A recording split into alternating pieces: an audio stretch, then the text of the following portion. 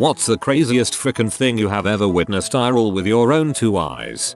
Diving at about 80 feet in Malakini crater off Maui, I was looking at a reef when felt something smack my tank from behind. I looked up and my dive buddy's eyes were like saucers. The bump was from one of 3 bottlenose dolphins. They circled around us for a few minutes then darted away. We were just awestruck in 80 feet of water with 30 pounds of gear while these amazing animals had a good time around us. Humbling. You're lucky. One of my friends pulled himself up on top of what looked like a raised concrete platform. Turned out to be a vat of cow crap with a crusted layer on top. He got on top of the outside wall, took one step, and fell through and nearly drowned in liquid cow crap, vomited everywhere, jumped into a nearby river fully clothed to get it off. Details, please. This is amazing. I have a couple. 1. Downtown Vancouver. In line for a bar at about 1130 PM. Homeless guy walks by me, about 20 feet, drops his pants, and takes the wettest crap I've ever seen, right on the sidewalk. 2. High school. Hanging out with a friend in his bedroom. He gets into a fight with his dad. Dad barges into room, and my friend simultaneously shuts the door on his finger. Finger came off. Now that I think about it, I live a pretty sheltered life. Thanks Western civilization. Dad barges into room, and my friend simultaneously shuts the door on his finger. Finger came off. Oh my god. My weirdest experience was also in Indianapolis. I was sitting at a light in a convertible, and a truck driver pulls up and shouts, "Hey, y'all want some mayonnaise?" and then picks up a huge 64 oz plus container of mayo and throws it at me. Thankfully I caught it. Could have gone horribly awry, though. Still to this day I don't know why this happened. Edit. Recurring question. Not only did I eat the mayo, I was on my way to a cookout, so a lot of people ate it. Refreshingly funny ridiculous in the midst of this horrific thread. I was on vacation with my family in San Francisco. 2 homeless men got into a shouting match. One yelled "chew on this, fricky," rushed a flock of pigeons, grabbed one in his hands, and hurled it at the other homeless man. The other man caught the pigeon in one hand, he had a trumpet in the other, and yelled back "respect all God's creatures," and tossed it into the air. The pigeon flew away, and the man resumed playing his trumpet. Chew on this, fricky has to be the greatest statement of all time. I was in Nick for a meeting with a co-worker in June of this past year. Since it was an amazing day out, we decided to have our meeting out in one of the local parks since it was an informal meeting and both of us wanted to enjoy the weather. After spending the morning going through our business, we both decided on lunch. Before we left I needed to find a restroom. There was a public restroom in this park. It was well maintained and clean but really busy. Since all the urinals were taken up, I stepped into a stall and did my business. As I am leaving the stall, I am careful to not swing the door open quickly since there were quite a few people in the restroom. Since I am stepping out slowly, I happen to notice a guy walk in wearing an apron for one of the local coffee places nearby. He walks up to a single urinal, not a trough, a single urinal that is already occupied by someone, squeezes in next to the guy and ends up pee on the other guy's hands. It happened so quickly that the original urinator had no idea what was happening. He backed away from the urinal staring at his hand screaming, "What the frick? What the frick?" The guy with the coffee apron never stopped peeing, just said over and over, "Sorry man." The guy who got peed on threw a punch in the crowded bathroom and the coffee apron guy still never stopped peeing. I decided I did not want to be in that bathroom any longer and quickly snuck out. The coffee apron guy should have gotten a buddy to flank the dude's other side and box him in, then start a casual conversation as if he wasn't there.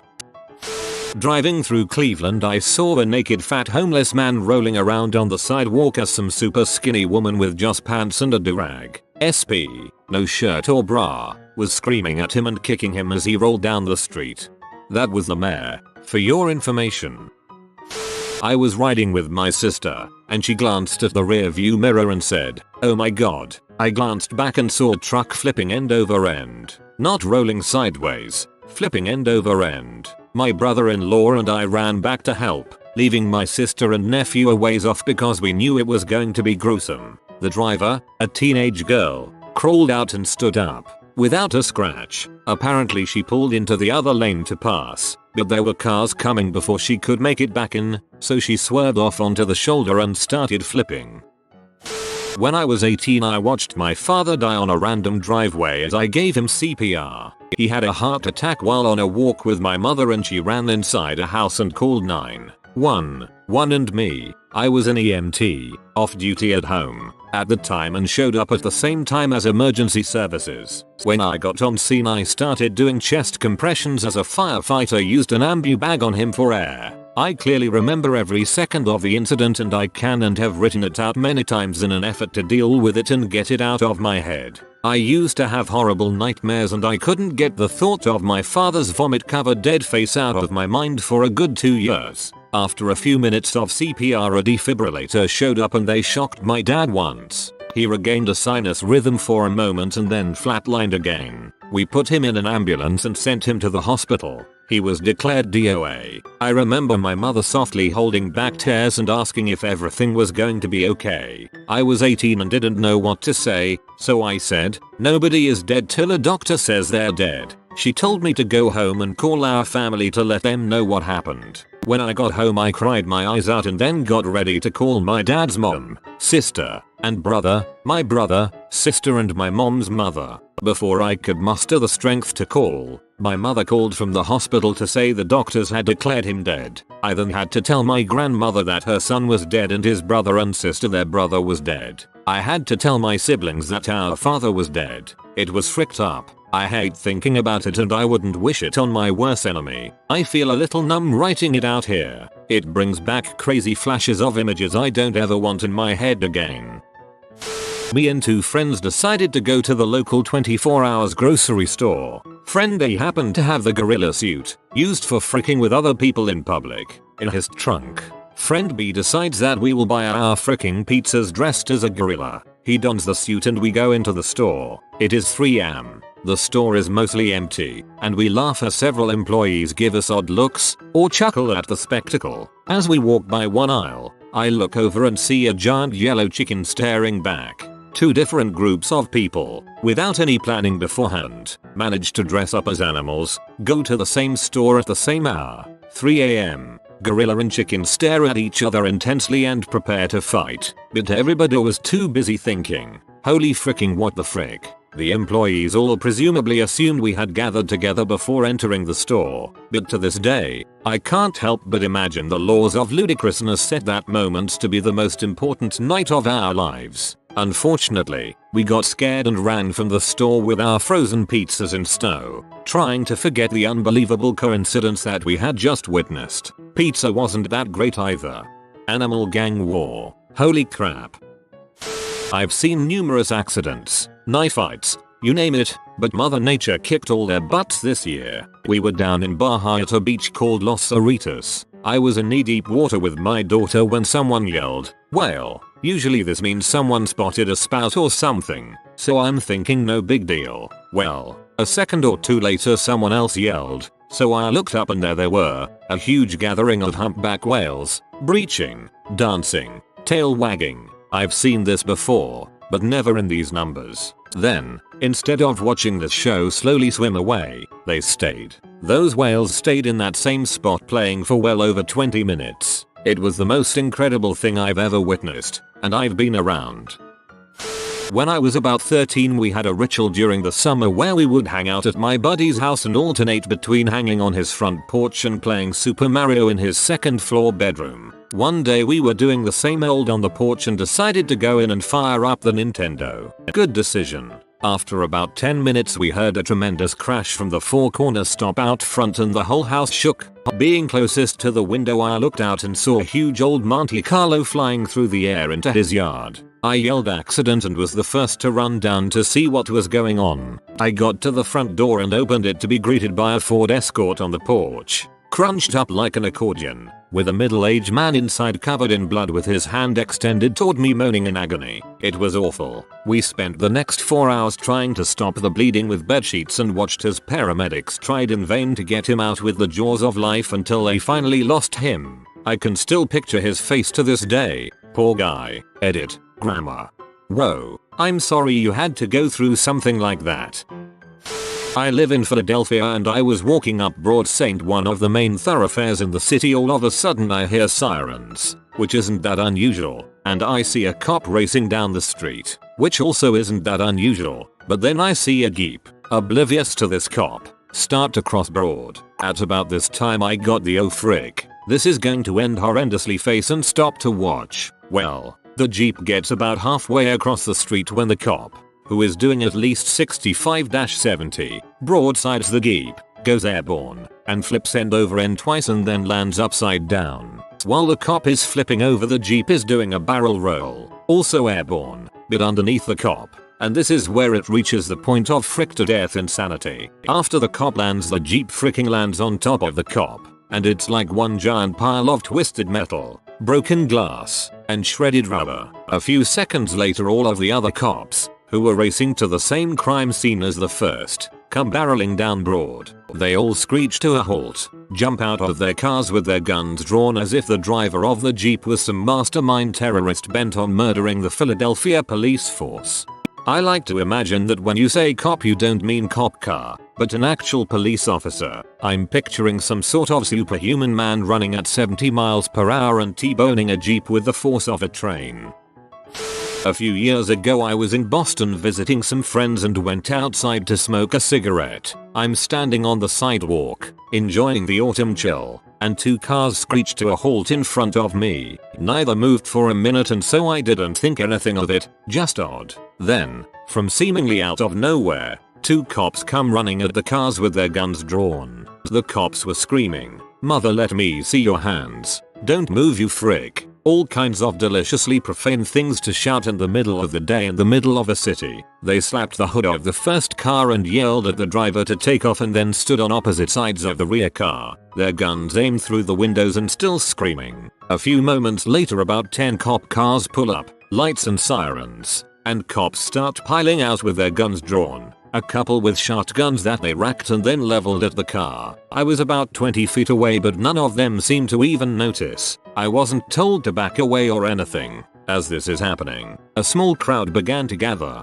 So, since I'm on the passenger side, I can't see the driver. The cops open the door on my side and pull out the passenger. He was a normal looking guy, white guy in t-shirt and jeans, and they lay him down on the road, cuff him, and take him off to the squad car. So far, pretty interesting. Then they take the driver out and lay him on the ground, but since he's on the other side of the car, I still can't see him. Cops then start pulling things out of the car and putting them on the hood. Bottles of pills, a backpack, and then a gun. This is getting more interesting. Then, as we are all watching in rapt attention, this huge cop, black, probably 6'5" and about 300 pounds, reaches down to pick up the driver. He does so with one hand and we all stand in amazement as we realize the driver is a midget and is dangling from the hands of this gigantic cop. The midget is screaming at the top of his lungs, "Frick you cops, blah blah blah," and the cop pretty much carries him one-handed to a squad car and throws him in the back.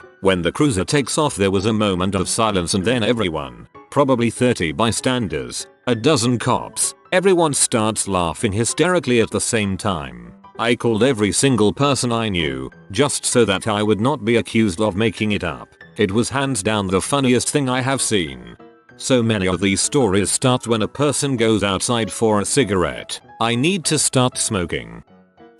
My mom took me to get my hair cut at a salon when I was a 13-year-old boy. I usually get my hair cut at the barber, but we didn't have the time. So, this petite gay guy is talking nice and cutting my hair. Next to me is this 14-year-old chick looking kinda cute. She has two huge gay guys cutting her hair. I'm 6 feet 2 inches 240 pounds, and I was about that size when I was 13. These two guys were lisping and snipping at her long blonde hair with their tight black shirts and huge arms. 10 minutes into her haircut the guys cutting her hair start barking at each other that the other was cutting her hair wrong. These two huge gay guys start throwing fists and connecting with on each other's face. One stabs the other with a scissor in the arm. Blood is everywhere. The petite gay guy cutting my hair gets between me and the brawl, gets some blood on him, and gets hit in the face. The fight gets broken up. The one guy goes to the hospital, and my haircut was free of charge. That was way more exciting than the barber. I used to do security and landed a gig at the Teen Choice Awards. I landed the very best position that night, guarding some high-powered confetti blowers right next to the stage. I was underneath the section of the stage that rose up and the announcers stood. I saw every star from just a few feet away from them. Some older dude sitting near me kept turning around and later told me most of the girls here aren't wearing panties. I wasn't wearing my glasses, so it was pointless for me to stare out into the crowd. I hear them announce Megan Fox coming up to present the next award and look upwards as she walks into position. She wasn't wearing panties. I never do. I am female. Another female friend and I went to pick up a guy we worked with to go play pool. When we got there, he came out with another guy who he introduced as his friend Jack. Jack needed to stop at someone's house really quickly to pick something up. Sure, no problem. I didn't think anything of it. So we stop on the way in a neighborhood and I pull into a random driveway and we wait while Jack runs up to the front door of the house. Someone let him in and a few minutes pass by. We sit there with the radio on making small talk. All of a sudden Jack comes flying out of the house, hops back into my car and yells floor IT. Before I can even think twice, I see a big guy come running out of the house towards my car. I immediately throw the car in reverse, back down the driveway and onto the road. As soon as I put the car in drive and press the gas, big guy jumps on my hood and is glaring at me from a foot away through the windshield. He's screaming to stop the car, grabs and breaks off my wiper, and slides off the car. I gun it, tearing down the street yelling at Jack what the FK. Big guy is chasing the car for 2 blocks until we lose him completely. It turns out, our guy friend was unaware of what Jack had planned, and didn't really know him that well to begin with. Jack had stolen a rather large amount of C from his dealer and put our lives in danger to pull it off. Never in my life had I ever been in shady situation like that, and all of a sudden I was the driver of a getaway car. I've never been so scared in my life. Jack didn't seem to give a crap about any of it and seemed apathetic when we dropped him off at a gas station and sped off. Our guy friend cut ties with him soon after.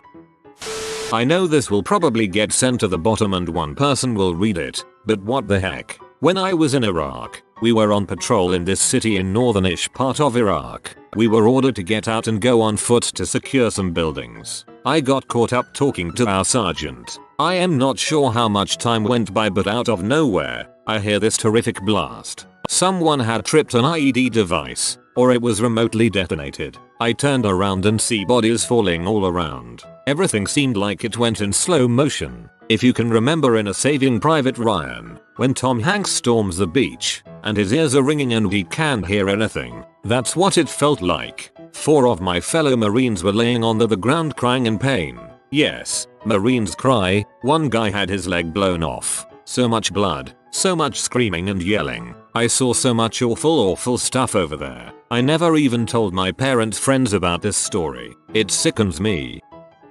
OSU Michigan football game in Columbus 2005/2006. I forget. After the Bucks won, I stepped onto the porch with a few friends to have a smoke. As soon as I get outside, it smells like smoke. Sure enough, there is a 7-foot high stack of proc furniture on fire right in front of the house I was at in the middle of the road. The fire really begins to grow as dozens of people are continuing to toss more and more couches and chairs onto this inferno. Now keep in mind, all of this takes place in a little under 1 minute. Out of nowhere, a city snowplow comes flying out of the alleyway and crushes the whole pile down to nothing and scatters it all over the road and alley. Cheers erupt from all the neighboring houses at the scene, loving the hysteria that is going on around them. All of a sudden, a huge beam of light shines down right onto the street, followed by another as 2 police helicopters swoops across the area. Then almost immediately after all of this crap is going down, a wall of police on horseback arrive. I mean, these owned the street sidewalk to sidewalk,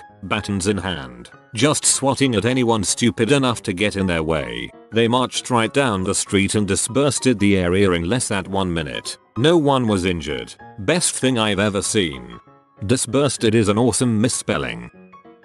You know how sometimes when you hear someone committing an act of douchebagery, your immediate reaction is wishing they get exactly what's coming to them? Well, one night I was sitting on a bench outside a train station, and I can hear this guy driving like a real jackass. I can't see him yet, but I can tell from the sounds that he's doing burnouts and donuts and the like on the public street next to the building. I say to myself, I hope that butthole wrecks his car, and as soon as I get out the word car, I look up and see him come screaming around the side of the building and slam his car head on into a telephone pole. It wasn't particularly crazy by conventional standards, but the timing of it was just insane. I've seen a camel get so angry that it threw up its own stomach. A close second is the time I was cave diving and I came around a corner only to end up face to face with a shark. It was just hanging out and we scared the crap out of each other. A third was the time we came upon a pod of dolphins that took shelter from a recent storm in a cove. There were about 60 of them. I put on my fins and swam with the dolphins as long as they let me. I knew I had to stop when one of the larger males very suddenly darted towards me and blocked my path. Disclaimer: I live in an old farmhouse, so I was lying on my couch surfing the internet on my laptop when something tickled the right side of my neck. I batted it away, thinking it was just a fly, but I saw something sort of move away out of the corner of my eye. I turned to look and saw nothing unusual. I went back to perusing the internet for a moment, paused, then looked over my other shoulder. Trailing out from under the pillow my head was on was the scaly body of a fairly large snake. In an instant I realized that the snake was under the pillow. The tickle on my neck had been the snake tasting me. Much leaping about and screaming ensued. Sure enough, it was a 5-foot long black snake, which at least is harmless. It was wrapped around my head, in my living room, on my couch. What freaked me out the most was that I never even heard it moving. Never even felt it sneaking under my pillow. It was days before I could sit on that couch again. I kept seeing that snake under my pillow. Our pet turkey, who we kept on the roof of our apartment complex. This was in Mexico. Pooped all over a Jehovah's Witness that came knocking on our door. I had an apartment in downtown Denver that had a spectacular view of a bunch of crazy crap. It was the 3rd floor on a corner of a 3-lane one-way. There were wrecks on a weekly basis and we just got used to keeping binoculars handy as soon as we heard tires screeching. There was a lot of prostitution, drugs, muggings. In the 2 years I lived there I got attacked twice. We also kept a bunch of weapons by the front door just in case. The wall of death included nunchucks, police clubs and a golf club left behind when a guy got caught trying to steal my car. So one time I hear a lot of yelling coming from the street. Get on the fricking ground right now. I'm giving you to the count of 3. At least 8 cop cars have converged on a bunch of gang members from both sides of the streets. There was about a dozen black guys in the center of the street and cops blocking all exits with their guns drawn. They must have tailed these guys until the right moment. One side of the street had tall buildings, the other a school with a tall fence, so they were stuck. There was yelling.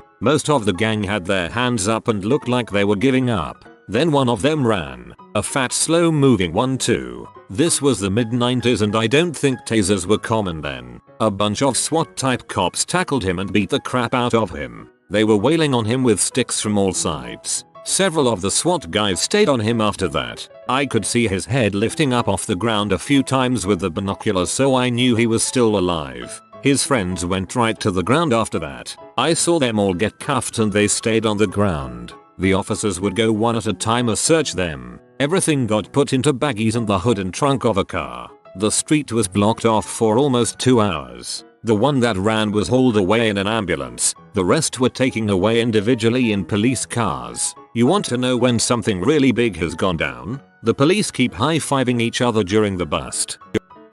I have seen 4 of Jupiter's moons. I look at them frequently with my cheap $15 telescope, Galileoscope. It's the most incredible sight the universe has to offer at such a cheap price.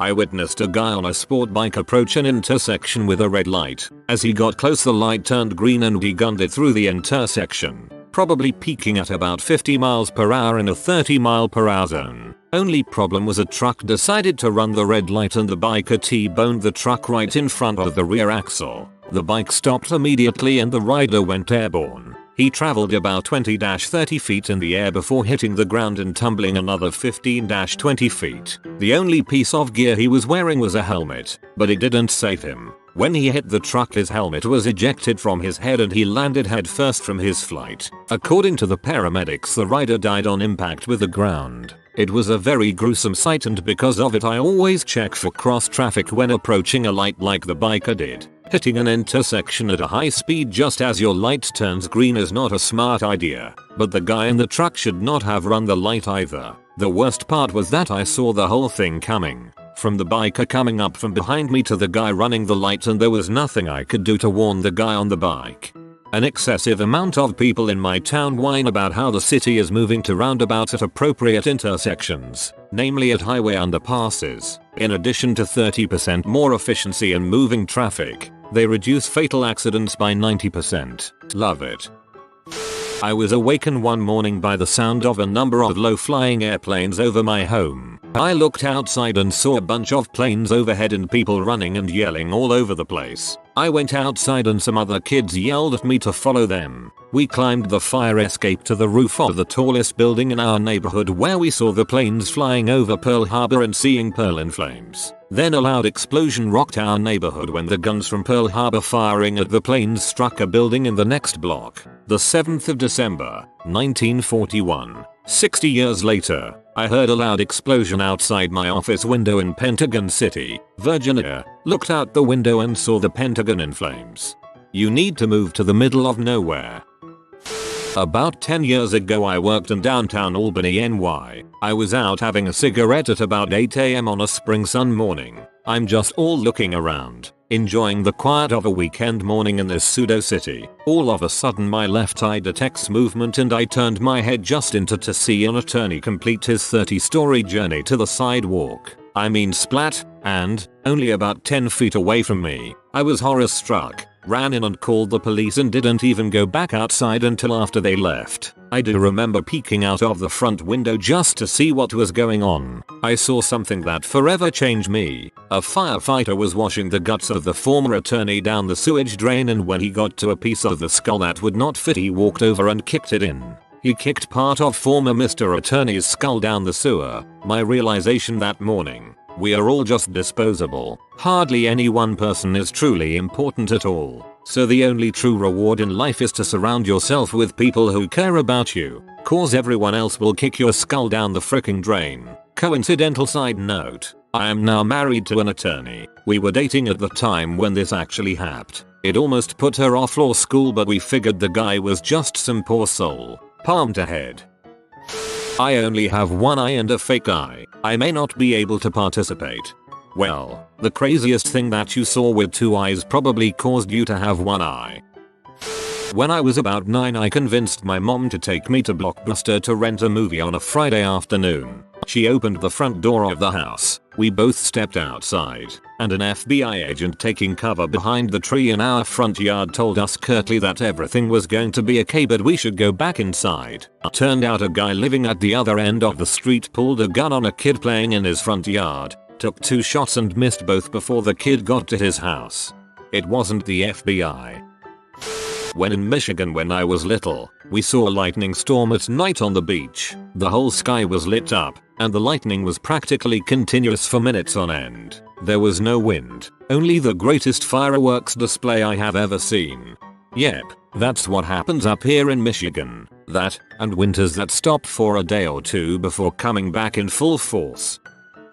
I've seen so many freaked up things. One that immediately stands out is once years ago now, I went to a Deftones show in RI. There were about 2,000 people there. After the show ended, a full-fledged riot broke out. Over what, I have no clue. I mean, balls out fighting in the middle of the street. It was smack dab in at the entrance exit. It was almost impossible not to be involved if you were unlucky enough to have already exited the building. Of course I was outside, ducking, dodging and running. That's when the police riot squad busted through the crowd on horses. Let me tell you, that seeing 5 mounted police run straight through a crowd on huge freaking horses is impressive. I mean, if you were unlucky enough to be in the horse's path, you were set flying through the air. It was scary as crap but freaking impressive as heck. The riot subsided in minutes and the police pushed everyone back when backups came in.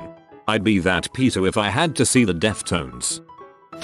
For the people that don't know, Blackpool Pleasure Beach is a theme park in England. It's literally meters away from the sea and there's a ton of rides, which back in the day included the biggest roller coaster in the UK. When I was 7, my parents took me there for a day out. We were just about at the entrance of the theme park as the screaming started. A fighter jet flew literally meters over this huge roller coaster I had been dying to see. The whole plane seemed to be on fire, with a lot of smoke coming out of the engines. Luckily enough, the tide was out, so when the pilots ejected, they landed on the beach and the jet continued further out into the bay. It's still one of my most vivid memories. I can still remember the sound of the impact, the fireball and the incredibly pungent smell of jet fuel. The police ambulance sirens kicked in almost instantly. I think I heard later that the pilots knew they were in trouble and headed towards the beach. They suffered a few broken bones, but thankfully there were no fatalities. It was one of the most surreal moments that I've ever experienced. Standing on the corner of my street, watching the Twin Towers collapse. After helping clean up my great uncle's house, it was getting dark, so I was leaving and shut all the lights off and headed towards the front door. For some reason I got the urge to say goodbye Uncle Fred out loud, so I did. Suddenly the entryway lights flicked on and the stereo in the entryway turned on as I was passing them, and the stereo started playing music like some kind of message from beyond the grave. Completely freaked me the frick out. Unfortunately, it didn't turn out to be a ghost after all. One of the lights I turned off actually turned on that section of the house, which took about 45 seconds to start up for some reason. Old house, old wiring. I was able to replicate the results repeatedly, used said information to scare the heck out of family members, and of course whenever I tell the story I don't mention the last part about figuring it out. Uncle Bill used to live next door to us when I was about 13. He was about 60, retired and lived with his wife. Really nice guy. Our family would go out on his boat once in a while, Christmas drinks with him, etc. etc. This went on for a few years, so we knew him pretty well. One day I'm sitting at home when a police SWAT team come down our side passage and motion me to move back inside. Out the back, we live on a canal. A police boat has turned up. Bit of chaos ensues, yelling next door, etc. etc. Turns out Uncle Bill had been robbing armored trucks for years, along with his son-in-law. They stole millions and he was one of Australia's most wanted. I still say he was quite a nice guy, even though he'd been dousing one armored truck driver with petrol and threatening the other driver that his partner would be set on fire. I'd never have picked him, and I've known a lot of dodgy characters.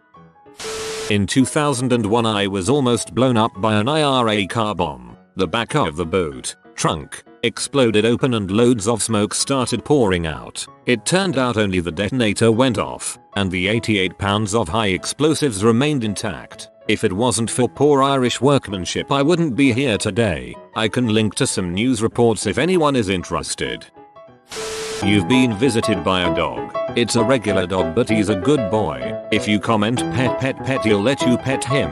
If you are new to the channel, you can subscribe. I publish new videos every day. Until then, check out another video, or don't. Either way, have a great day, you magnificent people.